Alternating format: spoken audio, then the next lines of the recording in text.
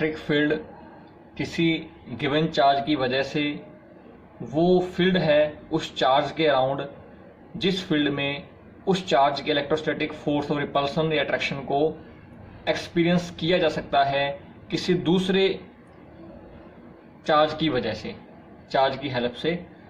कहने का मतलब बच्चों, यहाँ पर एक चार्ज है Q जिसके हम फील्ड की बात कर रहे हैं। इस चार्ज को हम बोलेंगे सोर्स चार्ज। इस चार्ज की वजह से इसके चारों ओर इलेक्ट्रिक फील्ड होगा। ये स्मॉल चार्ज है, इसका हम यूज कर रहे हैं इसके चार्ज को चेक करने के लिए। इस स्मॉल चार्ज को हम बोलेंगे टेस्ट चार्ज। टेस्ट चार्ज की वजह से इस कैपिटल Q चार्ज का इलेक्ट्रिक फील्ड एक्सपेक्टेड नहीं होगा। तो इस कैपिटल Q की वजह से इसके चारों ओर एक ऐसा फील्ड क्रिएट होता है जहां हम इसकी वजह से इस स्मॉल टेस्ट चार्ज पर जो इलेक्ट्रोस्टैटिक फोर्स और रिपल्सन अट्रैक्शन लगेगा उसको एक्सपीरियंस कर सकते हैं। जैसे आप इस स्मॉल टेस्ट चार्ज को इस कैपिटल Q सोर्स चार्ज के पास लेके आओगे, हम क्या पाएंगे, इस चार्ज की वजह से जो इलेक्ट्रोस्टैटिक फोर्स और रिपल्सन अट्रैक्शन है उसको ये स्मॉल टेस्ट चार्ज एक्सपीरियंस करता है। तो ये जो इलेक्ट्रोस्टैटिक फोर्स और अट्रैक्शन या रिपल्सन ये टेस्ट चार्ज एक्सपीरियंस करेगा, स्मॉल टेस्ट चार्ज, उसका रीजन क्या है, इस कैपिटल Q चार्ज के चारों ओर का इलेक्ट्रिक फील्ड। इस सोर्स चार्ज की इलेक्ट्रिक फील्ड की जो बाउंड्री है, जहां तक इसका इलेक्ट्रिक फील्ड है वहीं तक ही ये टेस्ट चार्ज फोर्स एक्सपीरियंस करेगा। इसके फील्ड की बाउंड्री के बाहर ये स्मॉल टेस्ट चार्ज किसी प्रकार का फोर्स एक्सपीरियंस नहीं करेगा। अगर किसी पॉइंट पर, मान लीजिए ये A पॉइंट है, इस A पॉइंट पर ये टेस्ट चार्ज किसी प्रकार का फोर्स एक्सपीरियंस नहीं कर रहा, इसका मीनिंग इस कैपिटल Q सोर्स चार्ज का इस पॉइंट पर इलेक्ट्रिक फील्ड है वो कितना होगा, 0 होगा। टेस्ट चार्ज तभी फोर्स एक्सपीरियंस करेगा जब उसके आसपास किसी सोर्स चार्ज द्वारा क्रिएट किया हुआ इलेक्ट्रिक फील्ड होगा। इलेक्ट्रिक फील्ड इंटेंसिटी जो है किसी पॉइंट पर इलेक्ट्रिक फील्ड की स्ट्रेंथ को शो करती है। जितना ज़्यादा इलेक्ट्रिक फील्ड की स्ट्रेंथ होगी उतने ही ज़्यादा उस पॉइंट पर इलेक्ट्रिक फील्ड इंटेंसिटी होती है। इसको किस प्रकार से निकालते हैं, मान लीजिए हमें इस P पॉइंट पर इलेक्ट्रिक फील्ड इंटेंसिटी को निकालना है, तो इसको निकालेंगे इस P पॉइंट पर। अगर हमारे पास कोई यूनिट पॉजिटिव चार्ज है तो इस यूनिट पॉजिटिव चार्ज को इस P पॉइंट पर लाने पर इस यूनिट पॉजिटिव चार्ज पर कितना फोर्स लगा या इस चार्ज ने इस P पॉइंट पर कितना फोर्स एक्सपीरियंस किया, उसी फोर्स को हम बोल देंगे इलेक्ट्रिक फील्ड इंटेंसिटी। तो इसका एक फॉर्मूला आ जाएगा, that is force per unit positive charge. यहाँ पर E जो है वो इलेक्ट्रिक फील्ड इंटेंसिटी है, F है इलेक्ट्रोस्टैटिक फोर्स है और Q नॉट है ये चार्ज है जिसको आप इस P पॉइंट पर ला रहे हो। अगर हम इस चार्ज को यूनिट पॉजिटिव पर पुट करें, 1 पुट कर दें, तो जो फोर्स एक्सपीरियंस इस चार्ज ने किया उसी को हम बोल देंगे इलेक्ट्रिक फील्ड इंटेंसिटी। ये स्ट्रेंथ शो करती है इलेक्ट्रिक फील्ड की उस पॉइंट पर। इस इलेक्ट्रिक फील्ड इंटेंसिटी का जो SI यूनिट है वो हम यहाँ से निकाल सकते हैं। इसके फॉर्मूले से फोर्स को हम लिखते हैं न्यूटन के अंदर और चार्ज है कूलाम में, तो न्यूटन पर कूलाम ये इलेक्ट्रिक फील्ड इंटेंसिटी का SI यूनिट है। अब हम बात करते हैं इलेक्ट्रिक फील्ड की डायरेक्शन के बारे में। किसी इलेक्ट्रिक फील्ड में मान लीजिए एक सोर्स चार्ज है, इसके चारों ओर कुछ ना कुछ इलेक्ट्रिक फील्ड है। इसके इलेक्ट्रिक फील्ड में हमने एक स्मॉल टेस्ट चार्ज ला के रख दिया इस A पॉइंट पर। जैसे आपने इस टेस्ट चार्ज को यहाँ पर रखा, ये टेस्ट चार्ज इसके इलेक्ट्रोस्टैटिक फोर्स ऑफ अट्रैक्शन या रिपल्सन की वजह से मूव करना शुरू करेगा। जिस डायरेक्शन में टेस्ट चार्ज मूव करेगा वही इस पॉइंट पर इलेक्ट्रिक फील्ड की डायरेक्शन होगी। मान लीजिए टेस्ट चार्ज ये इस प्रकार इस डायरेक्शन में एरो की ओर मूव करेगा तो यही डायरेक्शन होगी इस A पॉइंट पर इलेक्ट्रिक फील्ड की। और जो इलेक्ट्रिक फील्ड की डायरेक्शन होती है वही डायरेक्शन होगी इलेक्ट्रिक फील्ड इंटेंसिटी की उस पॉइंट पर। इलेक्ट्रिक फील्ड इंटेंसिटी की जो डायरेक्शन है वो इलेक्ट्रोस्टैटिक फोर्स की डायरेक्शन के सेम होती है। अगर ये सोर्स चार्ज पॉजिटिव है तो इसकी वजह से जो इसका इलेक्ट्रिक फील्ड है इसकी डायरेक्शन इससे आउटवर्ड होगी। किसी पॉइंट पर मान लीजिए इस पी पॉइंट पर मुझे डायरेक्शन फाइंड आउट करनी है इस पॉजिटिव सोर्स चार्ज के इलेक्ट्रिक फील्ड की, तो इस पी पॉइंट पर उसकी डायरेक्शन होगी आउटवर्ड होगी।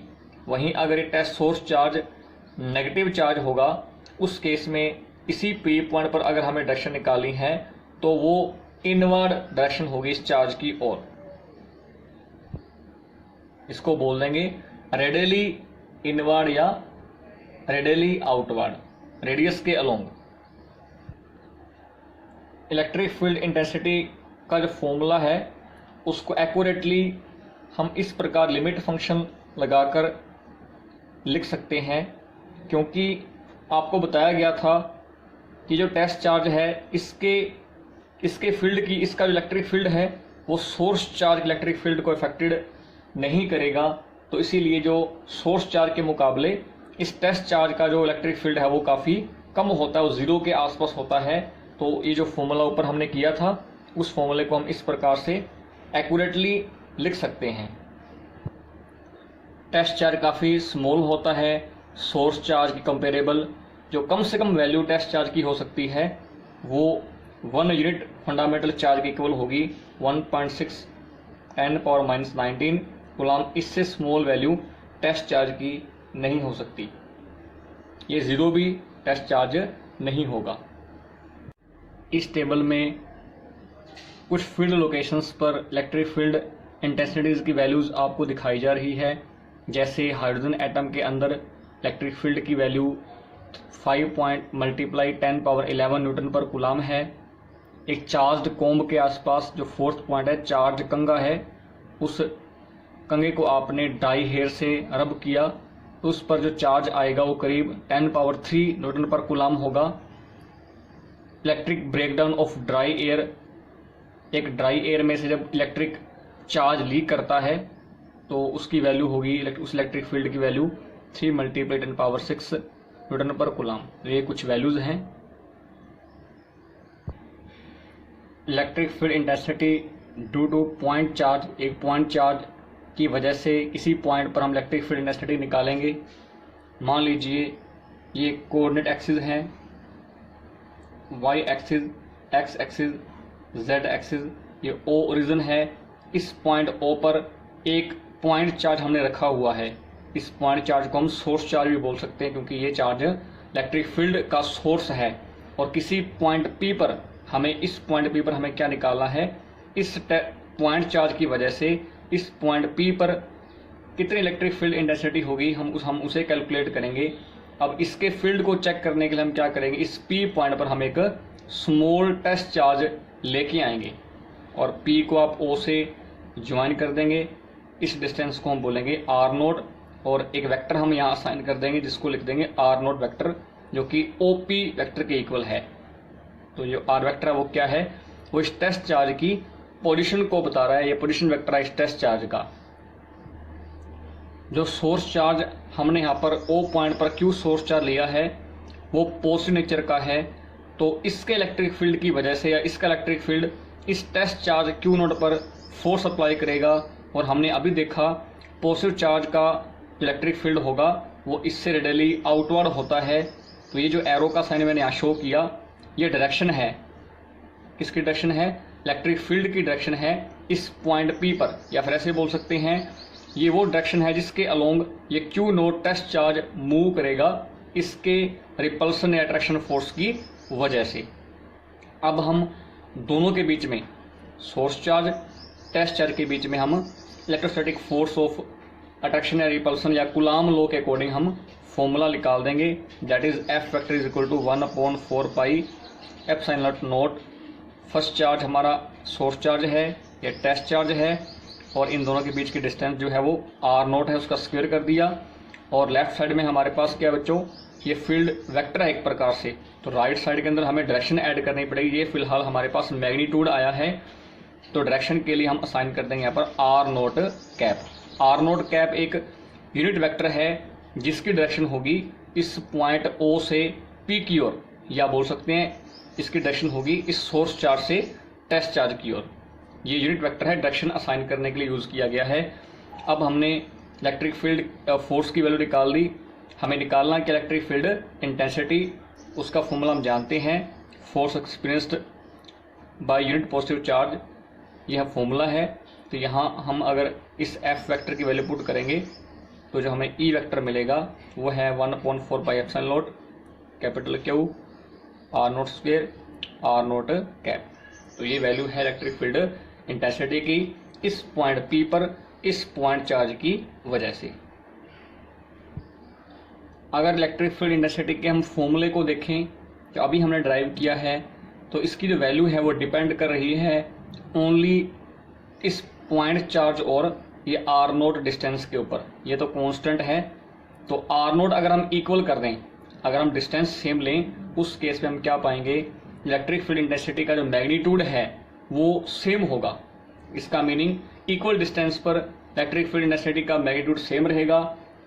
अगर हम किसी पॉइंट चार्ज को एक सफीर के सेंटर पर रख दें, ये सफीर है, ये पॉइंट है, ओ पॉइंट है, ये सेंटर है सफीर का, इस पॉइंट पर, इस सेंटर पर हमने पॉइंट चार्ज या सोर्स चार्ज ला के रख दिया, तो इसकी वजह से इसके पूरे सरफेस पर, क्योंकि बच्चों हम यहाँ पर इसके सरफेस पर कोई भी आप पॉइंट मान लो, इन इसकी हर एक पॉइंट की इसके सेंटर से डिस्टेंस क्या रहेगी, सेम रहेगी, क्योंकि सारी की सारी रेडियस हैं।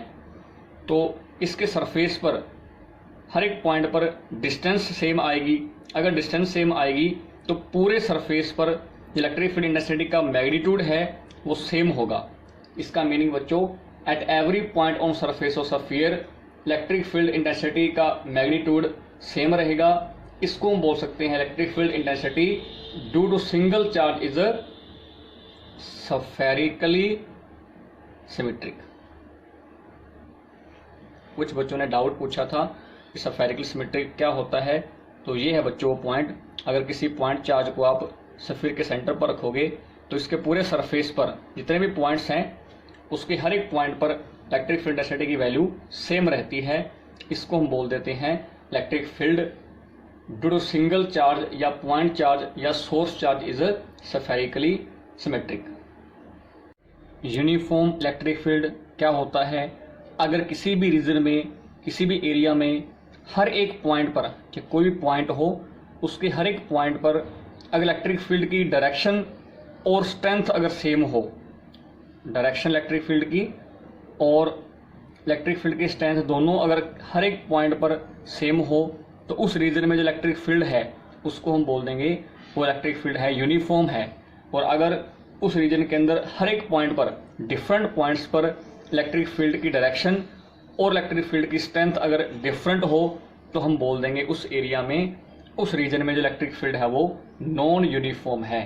इसके अलावा बच्चों जो फोर्स है इसकी डायरेक्शन होती है, इसकी डायरेक्शन सेम होगी इलेक्ट्रिक फील्ड की डायरेक्शन की ओर, अगर सोर्स चार्ज हमारा पॉजिटिव होगा, और अगर सोर्स चार्ज नेगेटिव है उस केस में फोर्स की डायरेक्शन इलेक्ट्रिक फील्ड की डायरेक्शन के ऑपोजिट होती है।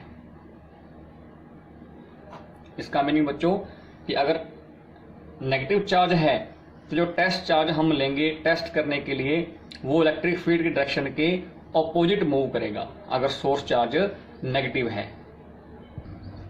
अगर एक पॉइंट चार्ज के बजाय किसी पॉइंट पर, मान लीजिए पी पॉइंट है, इस पॉइंट पर बहुत सारे पॉइंट चार्ज हैं, Q1, Q2, Q3 dash dash dash, बहुत सारे पॉइंट चार्ज इस सेम पॉइंट पी पर है, तो इस सेम पॉइंट पी पर अगर हमें इलेक्ट्रिक फील्ड इंटेंसिटी की वैल्यू निकालनी है तो हम हर एक चार्ज की वजह से इलेक्ट्रिक फील्ड इंटेंसिटीज को निकाल के उनको आपस में ऐड कर देंगे। That is E1 vector plus E2 plus E3 and so on. यहाँ पर E1 है इलेक्ट्रिक फील्ड इंटेंसिटी है इस Q1 की वजह से, E2 इलेक्ट्रिक फील्ड इंटेंसिटी है Q2 की वजह से। तो अगर हमें इस पॉइंट पर सभी चार्जेस की वजह से इलेक्ट्रिक फील्ड इंटेंसिटी निकालनी है तो सभी की जो इंडिविजुअल इंटेंसिटी है उनको हम ऐड करके टोटल इंटेंसिटी पी पॉइंट पर निकाल सकते हैं। तो इन सब के अंदर अगर आप सबकी वैल्यूज पुट करेंगे, सब में 1/4 पाई एफ एप्सिलॉन नॉट एक कांस्टेंट आएगा। और मान लीजिए यहाँ पर n चार्जेस हैं तो i की जो वैल्यू है वो 1 से n तक रखेंगे हम, और Q I R I square और आर आई यूनिट वेक्टर। यहाँ पर क्यू आई ये पॉइंट चार्ज है, Q1 Q2 Q3 ये n तक चलेगा, और आर आई ये डायरेक्शन है या उन चार्जेस के पोजीशन वेक्टर्स है विद रिस्पेक्ट टू ओरिजिन। जैसे अगर हम Q3 चार्ज की बात करें यहाँ पर R3 आ जाएगा, R3 स्क्वायर आ जाएगा। फिफ्थ चार्ज की बात करेंगे तो हम यहाँ पर R5 स्क्वायर आ जाएगा, और ये हर एक चार्ज का यूनिट वेक्टर है, इलेक्ट्रिक फील्ड इंटेंसिटी डायरेक्शन को रिप्रेजेंट करता है। फिजिकल सिग्निफिकेंस क्या है इलेक्ट्रिक फील्ड का? इलेक्ट्रिक फील्ड इंटेंसिटी अगर हमें किसी पॉइंट पर नोन है, अगर किसी पॉइंट पर हमें इलेक्ट्रिक फील्ड इंटेंसिटी हमें दे रखी है, उसकी हेल्प से, उसकी नॉलेज की हेल्प से हम उसी पॉइंट पर किसी Q0 चार्ज पर लगने वाला जो फोर्स है और उसकी डायरेक्शन है उसकी वैल्यू हम कैलकुलेट कर सकते हैं। किसी पॉइंट P पर मान लीजिए कोई इलेक्ट्रिक फील्ड है, इस इलेक्ट्रिक फील्ड की वजह से एक Q0 फोर्स पर जो Q0 चार्ज पर जो फोर्स लगेगा, एक Q0 चार्ज जो फोर्स एक्सपीरियंस करेगा, उस फोर्स की वैल्यू और उस फोर्स की डायरेक्शन हम इस इलेक्ट्रिक फील्ड इंटेंसिटी की हेल्प से निकाल सकते हैं, जो कि फॉर्मूला है F = Q0 ER। यहाँ पर E इलेक्ट्रिक फील्ड इंटेंसिटी है, ये फोर्स है, ये वो टेस्ट चार्ज है। इलेक्ट्रिक फील्ड लाइंस किसी इलेक्ट्रिक फील्ड में वो पाथ है जो स्ट्रेट या कर्व्ड हो सकता है, जिन इलेक्ट्रिक फील्ड लाइंस पर अगर आप किसी पॉइंट पर टेंजेंट ड्रॉ करो तो वो टेंजेंट हमें उस पॉइंट पर इलेक्ट्रिक फील्ड इंटेंसिटी की डायरेक्शन बता देगा। उन फील्ड ऑफ लाइंस को बोलते हैं इलेक्ट्रिक फील्ड ऑफ लाइंस। मान लीजिए ये इलेक्ट्रिक फील्ड ऑफ लाइंस हैं, A से B electric field of lines हैं। इन इलेक्ट्रिक फील्ड ऑफ लाइंस से किसी पॉइंट पर, मान लीजिए मैंने इस पॉइंट को P अज्यूम किया, इस P पॉइंट पर अगर मैंने ये टेंजेंट ड्रॉ कर दिया तो इस P पॉइंट पर जो टेंजेंट मैंने ड्रॉ किया है, ये टेंजेंट मुझे इलेक्ट्रिक फील्ड इंटेंसिटी की डायरेक्शन बता देगा। एक और पॉइंट की बात करता हूं, इसी फील्ड ऑफ लाइंस पर मैंने Q पॉइंट अज्यूम कर लिया, इस Q पॉइंट पर मैंने एक और टेंजेंट ड्रॉ किया, तो ये जो Q पॉइंट पर टेंजेंट ड्रॉ किया है, ये भी इस पॉइंट पर Q पॉइंट पर इलेक्ट्रिक फील्ड इंटेंसिटी की डायरेक्शन शो कर देगा। तो किसी भी पॉइंट पर अगर आप टेंजेंट ड्रॉ करोगे तो वो इलेक्ट्रिक फील्ड इंटेंसिटी की डायरेक्शन शो कर देगा उस पॉइंट पर, जिस पॉइंट पर आपने टेंजेंट ड्रॉ किया है। जैसे बोल सकते हैं इलेक्ट्रिक फील्ड ऑफ लाइंस वो पाथ है जो A से B है। इलेक्ट्रिक फील्ड ऑफ लाइंस ये वो पाथ है जिस पाथ के अलोंग एक यूनिट पॉजिटिव चार्ज मूव करता है। अगर हम उसको किसी फील्ड में रखें और फ्री छोड़ दें, किसी भी कोई कहीं पर मान लीजिए इलेक्ट्रिक फील्ड है, वहां पर आपने यूनिट पॉजिटिव टेस्ट चार्ज जिसका मैग्नीट्यूड +1 कूलम है उसको आपने छोड़ दिया, तो उस इलेक्ट्रिक फील्ड के फोर्स की वजह से ये टेस्ट चार्ज है वो किस पाथ में मूव करेगा, उस पाथ को रिप्रेजेंट किया जाता है इलेक्ट्रिक फील्ड लाइन से। और इन पर अगर आप टेंजेंट ड्रॉ कर दो तो हमें क्या मिलेगी, उस इलेक्ट्रिक फील्ड की डायरेक्शन मिलती है। बुक में आपको electric field of lines show की हुई है। जैसे सेकंड डायग्राम है, ये बीच में सेंटर में यूनिट पॉजिटिव चार्ज है या पॉजिटिव चार्ज है। इस पॉजिटिव चार्ज की वजह से जो इलेक्ट्रिक फील्ड ऑफ लाइंस हैं वो रेडियली आउटवर्ड होती हैं। जो एरो के साइन है वो हमें बता रहे हैं इलेक्ट्रिक फील्ड की डायरेक्शन इस पॉजिटिव चार्ज से रेडियली आउटवर्ड होगी। उसी प्रकार थर्ड डायग्राम में जो नेगेटिव चार्ज है उसकी वजह से जो फील्ड ऑफ लाइंस होंगी वो रेडियली इनवर्ड होती हैं, और ये हमें शो करती हैं, ये एरो के साइन शो करेंगे इलेक्ट्रिक फील्ड की डायरेक्शन। नेगेटिव चार्ज की वजह से इलेक्ट्रिक फील्ड रेडियली इनवर्ड होता है, और ये जो इलेक्ट्रिक फील्ड ऑफ लाइंस है वो इनफिनिट तक एक्सटेंड होती हैं।